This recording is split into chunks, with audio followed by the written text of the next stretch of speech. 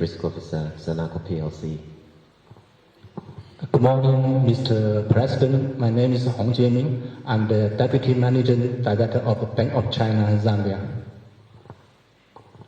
Good morning, Mr. President. I am V.K. Singh, MD of Indo-Zambia Bank. Mr. President, good morning. I'm Fatma Abad, Acting CEO, NADSEN. Good morning, Mr. President. My name is Leonard Mwanza. I'm the CEO for the Bank Association of Zambia. Thank you, Mr. President, and good morning. Ngedanyumbi, CEO of Zambia Industrial Commercial Bank. Good morning, Mr. President. Mkwandi Chilesakonda, CEO Zanaco.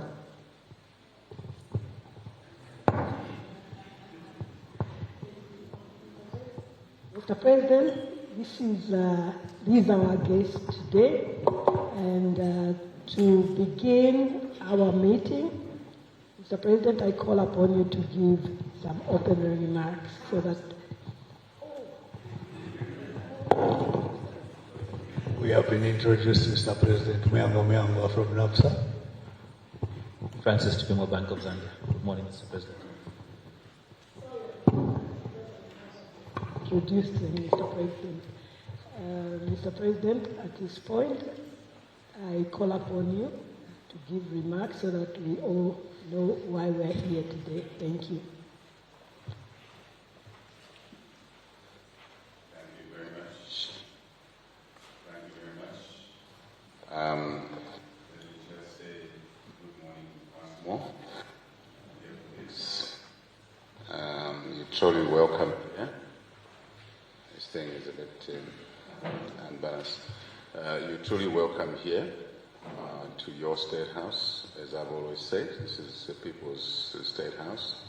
I happen to be working from here this moment, courtesy of people. Maybe I can speak without it, or there's another mic. Yeah.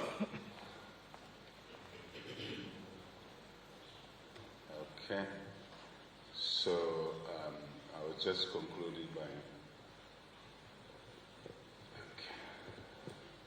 I was concluding my welcome by saying it's at your behest as the people of Zambia that I'm here. Of course, God's will. Thank you very much. Let me not take too much of your time, but simply indicate to you that this meeting, this coffee, tea, whatever we want to call it, is a build-up to the engagements we've had here before. And I must thank you for those previous engagements and begin to see positive results out of our engagements, working as one. I'm emphatic about working as one. Private sector, yourselves, public sector, in one economy. We face the same challenges. We must work together to deal with those challenges. So we're very grateful that you've been able to make it today. Let me also indicate that last time we met, I think I indicated that it would be nice to meet in a more relaxed environment. And I'm actually happy that next time we could meet in one of your boardrooms. Very happy. The association may decide which one. So I'm making that offer at the outset of this meeting so that we can demystify these issues of meeting only in a rigid and formal way, so to say. Yes, this is formal, but more relaxed. So this is the intention of today's meeting, so we can compare notes in a more, if you like, harmonious situation. Let me just indicate to you, the banks, that with the change, first the challenges we faced as a country, the debt burden. I always want to remind ourselves about the importance of the rule of law, law and order, even in public places. Most of you have been here for a long time, know what I'm talking about. If you came out of your branch, or your staff came out of your branch 4 years ago, your members, your staff weren't sure whether they will come back without, being shouted at or somebody abusing them out there. So law and order is very, very important as part of the operating environment. Obviously, having inherited COVID and later on the West drought in living memory, we are all required to step up what we do in our environment, in our institutions, but also to help someone next door to you to basically raise the bar. That somebody next to you may be a client, a very important client of yours who have been supporting for a long time, and you can assist them to be more aggressive in what they do, and that works into your own revenue statements, obviously. If they increase what they do, they reinvest, they expand, they look for partnerships in the areas that you think, because they're your clients, you have your KYC, you know your clients, and that is the sort of thing I'm talking about. Rather than sitting chairs, normal that you're the boss, you lend the money, there's a credit department there, but that higher level of engagement with the chief executive of your clients, maybe having coffee or tea like this with your client, stepping out of your office, going to your client space, sitting, talking more than just numbers, more than the credit you have extended to them, but encouraging them to deepen what they do, to up, I don't like to call it a game, to up what they do. I've never been one driven by talking about games in business. In politics, before I came here, people were telling me politics is a dirty game. I said, that's the problem. This is not a game. This is serious business. To run a country is not a game. It's a serious business. So, returning to you, that's the kind of stuff, Chair, Deputy, my colleagues, that I'm looking at you stocking up business, growth, because our agenda, as you know, now, as I was talking about what we inherited, including mine restoration, and I think this has created more clients for you, even new clients for you, even in the energy sector. So what am I saying? We would like you to provide the leadership, the business leadership in your bank, in your institution, but also, that's what I define as a person next door, your client, your friend, encouraging each other amongst yourselves. It's always easy to look at each other as competitors. It's obvious. I'm saying to us, we can look at each other here. It's complementary. Because some of the tickets, the projects require a bigger ticket, isn't it? We work together on Lusaka and Dollar Road. It's going, isn't it? Who got involved in that? NAPSA? Wakeman's Compensation? Stanbic here? There is a partnership. So, Chair, I think in your normal meetings you should be having these conversations so that you loosen up a bit. I remember in my time in the profession, I encouraged colleagues, Norman Bazima, Mwila Rumwe, Hastings Mutine, and I said, guys, why do we always look at each other in a hostile way? Why don't we link up, especially in international tenders, but for Zambian work? We tend to polarize our competition, then international service providers take the work in our economy. And we started doing that, projects together. It melted just this perception of competition, because the projects were big enough. And I remember at one point we were sharing, we who ran the firms, we were sharing a room, and I would sit there, Norman sits there, Wheeler would sit somewhere there, and we're working at one client's place. And our staff would be working somewhere in the environment. That is what I'm talking about. Looking at things differently. And because of this issue of raising money, which you know I'll talk about, lowering the cost of that money, you know I'll talk about that. And you need to apply your minds to that, because other variables are coming down or improving, depending on how you describe it, inflation, the exchange rate. You are the managers of that. You are the one who handle that. We also expect your cost of money to start coming down, honestly speaking. And look at the ticket size, look at the volumes, not always focusing on margins. And I think the quality of your book for, say, in energy is much better because of the offtake agreements that are there. I know the traditional ways, I'm sure you've changed, always looking for security, title deeds, and some of those things don't really make sense anymore, because sometimes the value of those things, when you really want to realize those securities, is much less. But in the energy sector, for example, if you get a client reporting to do 100 megawatts, they have an offtake agreement, 5, 10-year power purchase agreement. The price is agreed in there, the escalator is agreed in terms of pricing there, and importantly, an ultimate customer, the off-taker, the ultimate off-taker. The intermediary could be a trader, right? You know what I'm talking about in the new environment of the energy sector. A trader, independent trader. But the ultimate really where is the mine that is buying that power. And so the sort of structuring you're doing now makes it clear that your exposure is limited, your risks are limited.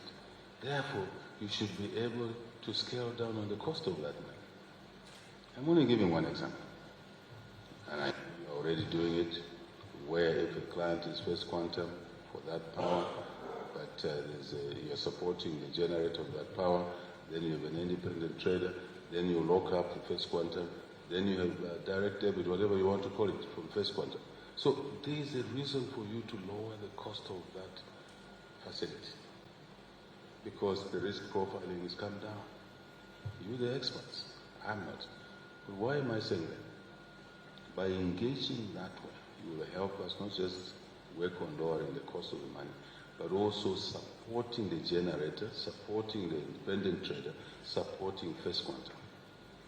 I use First Quantum deliberately. As you know, they are the largest taxpayer in this country. Single largest taxpayer in this country is First Quantum. Contrary to what my colleagues in the opposition say, that this country, this government has given away revenue from the mines. Not at all. We changed from a simple dividend to a loyalty model. And just to give you an idea, as government before our time, we used to earn somewhere, somewhere in the region of $8 to $15 million from First Quantum. Once we changed that model, we're now earning in the north of $70 million impact on the treasury, and the business is growing. As you will see, in 1.5 months from now, I'll be officially launching the S3, which will increase the processing of the metal in consumption. There is more work for you around there. And we are happy when we're talking to First Quantum, their process, we're happy to engage with yourselves as one team. How can we help each other? So that most of that business goes to you, the local institutions. Let me declare interest. Your government is moving forward in pushing what we are calling positive discrimination. If you are able to have the first shot at a business at First Quantum, we want First Quantum to give that business to you first. And that's where your consortiuming idea comes in, because of the size of the ticket. So your government want to work with you to ensure that what we call local content includes financial services. Am I losing somebody here?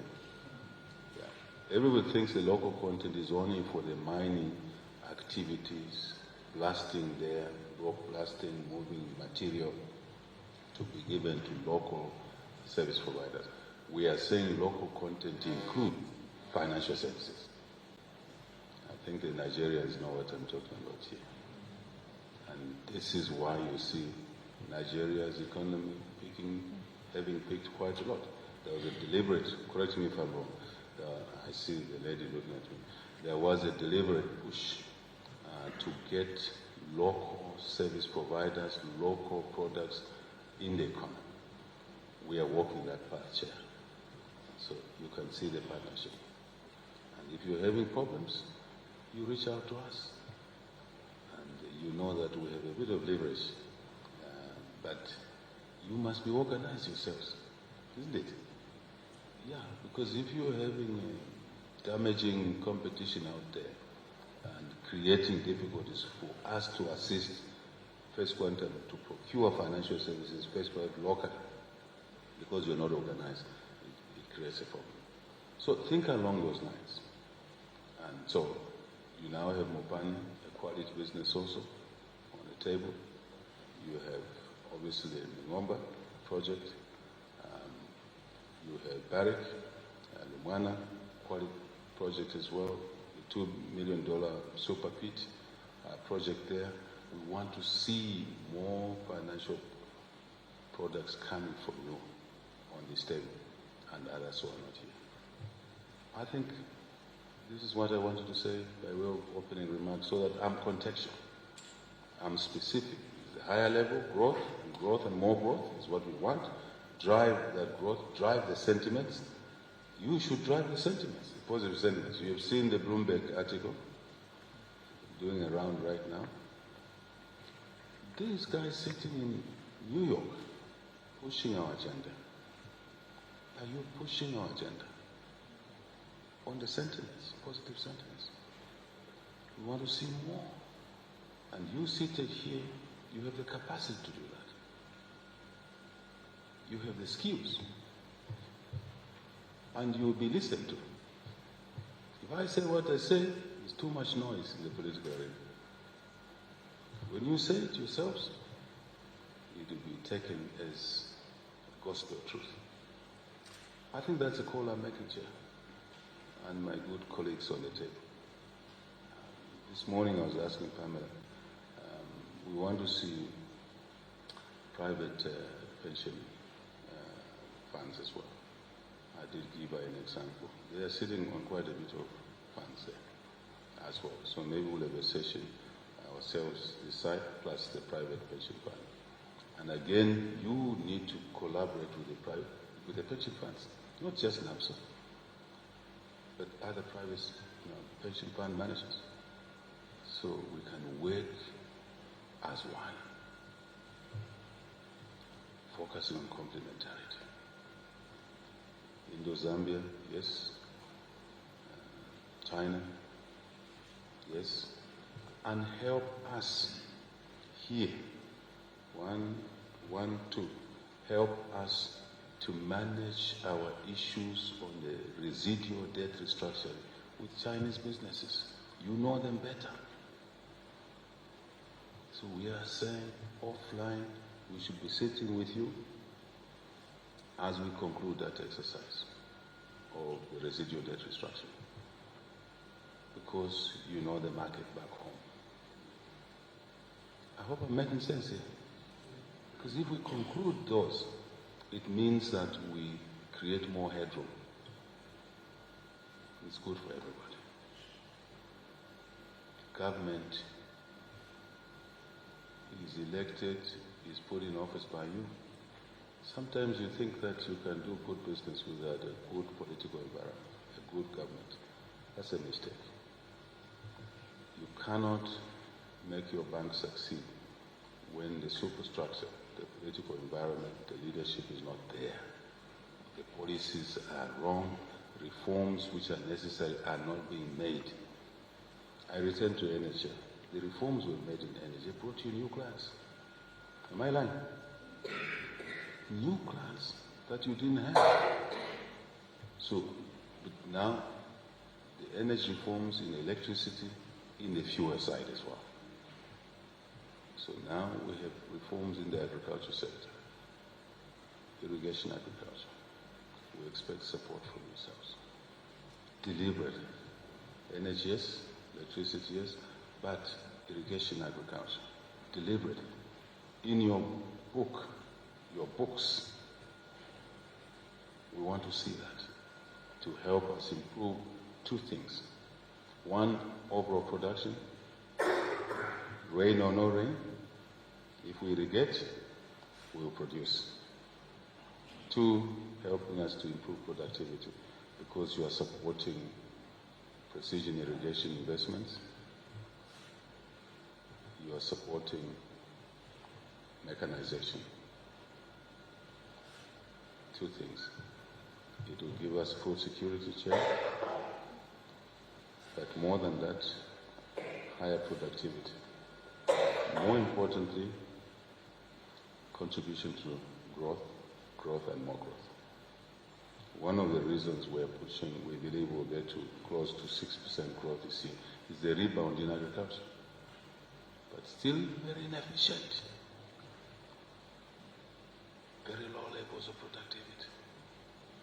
That's where you come in. I think I've said enough. That's what I wanted to say. Pamela was issuing instructions to me. She was issuing instructions to me to say, make sure you touch this, you touch that.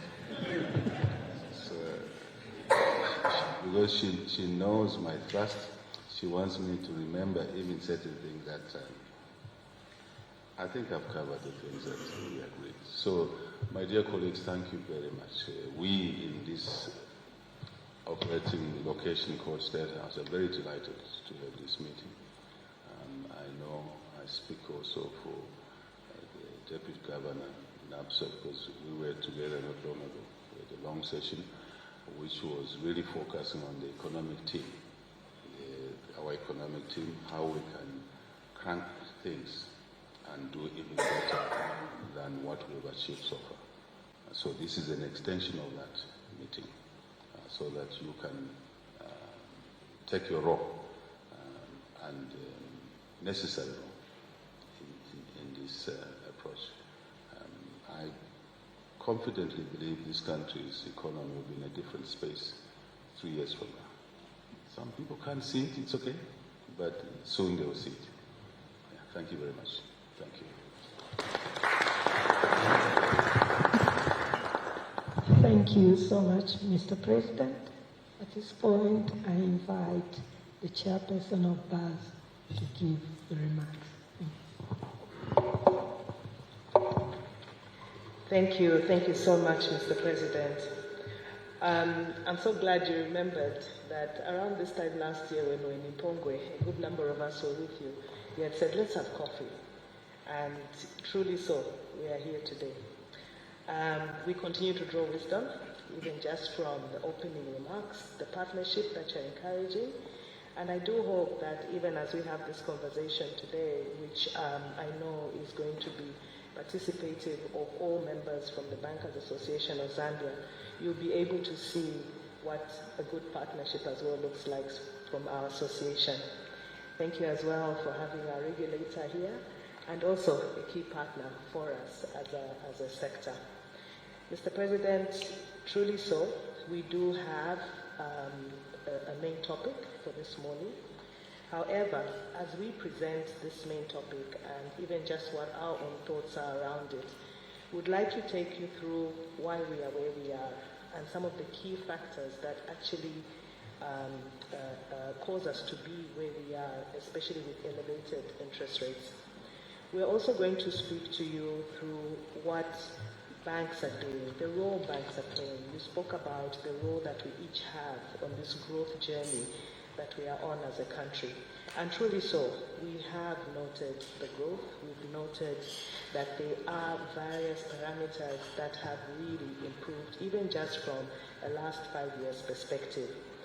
We're going to speak to you, Mr. President, also about what is holding us back, because it's through that we'll be able to then start to see how can we be able to tackle those specific points. We cannot always talk about the negatives. We also have to talk about the successes.